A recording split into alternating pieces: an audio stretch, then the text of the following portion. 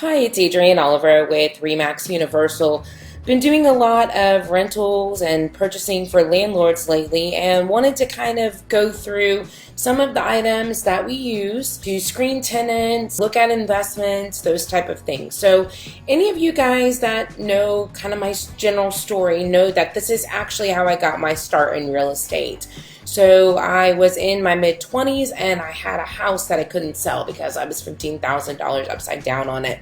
So I decided to become a landlord. I've been a landlord for a little over 14 years, which is kind of a long time. And so I just wanted to give you some tips and tricks and things that I do that help me make money, help me pick the right tenant, those types of things, help me figure out what property is right for me. So when you start looking at a property, you have to start looking not only at it on its face, but as a long-term investment. For instance, that house that I was $15,000 upside down on, what ended up happening is I ended up paying about $30 a month. That was the difference between the market rent and what my note was. And then in over 10 years, I had that house for 10 years. I was able to eventually make about $350 a month and then sell it for a $50,000 profit. So I was able to take something that I was upside down on and hold it and rent it, able to make money. So they always don't have to be a huge money maker. You can start simply. I personally like to buy in them, live in them for 2 to 3 years and then move. A lot of people don't like to move as much as I do, but that's kind of the way that I get around that 20% down payment. So if you want to look at annual cost of operations for single family residences, I do have a spreadsheet or worksheet that you can use, but wanted to kind of just go over it. So if you would like that worksheet, just go ahead and give me a call or send me a text. So basically you're going to put down the last year's property taxes. You're going to put what it's assessed at. You're going to put the property owners association per year. You're going to put the homeowners insurance company, the insurance agent. In Texas, if you're on a coastal county, so in Houston, that's Brazoria County, which is actually where my first rental was. You're going to actually add in your wind and hail. You're going to write down your insurance agent for that. Your flood insurance, I highly recommend that you have flood insurance in the Houston metro just because of where we're located. So you write down that along with your insurance agent. You write down your water and sewer, and this is not necessarily because you're going to pay it, but you need to know what it is. You need to add in pest control, termite protection, what their annual premium is, any other, you write down the companies, all of those things. If you have questions about pest control companies, I have several that I use. Trash removal, what it costs you per month.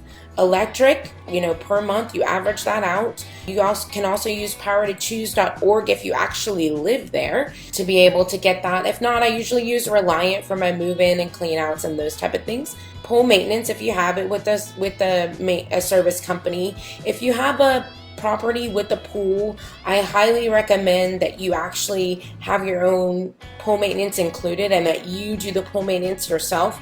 This is from 10 years of me owning a home with a pool in it, and every time I let the tenant do it, I got it back green. It cost me a lot of money. So what I ended up doing is either I did the pool maintenance and they could pay the additional rent, or they had to pay a deposit on the pool. Landscape maintenance, same thing.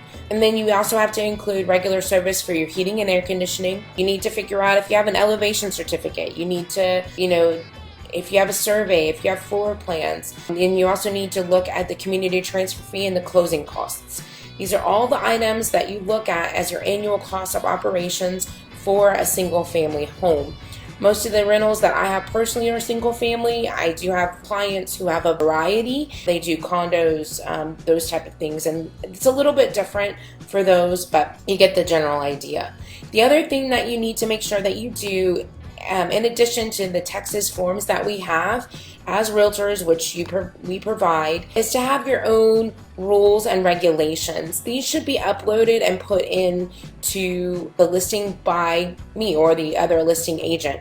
So on my particular homes right now, I have a minimum of 12. I'm going to go over those with you. So tenants and their guests must park in designated parking areas. Any fines resulting in failure to observe these rules will be charged to the tenant and payable within 30 days. No repairing vehicles on the premise. Any leakage or spillage will be charged to the tenant. No smoking in the interior of the house or the garage. No burning of unattended candles. No access nails in the walls. It's a drug-free premises. Landlords are responsible for annual HVAC service by a licensed professional. Per lease, the tenants must change the filter monthly at their own expense. Any repairs needed as a result of negligence will be totally at the expense of the tenant and payable within 30 days of the infraction. Number 8. Tenant will be supplied with working smoke detectors upon move-in. After that, the tenant is responsible for operable smoke detectors. Number 9. Tenant is responsible for annual preventative pest inspections, treatments for the interior only. 10. No unauthorized structural cosmetic changes may be made to the premises without the written consent from the landlord. If any violation will result in financial responsibility to the tenant for those damages to be repaired, and payment will be due within 30 days of the infraction.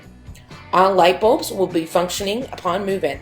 The tenant is responsible for changing all light bulbs in the unit during the tenancy and upon move-out, making sure all bulbs are in working order.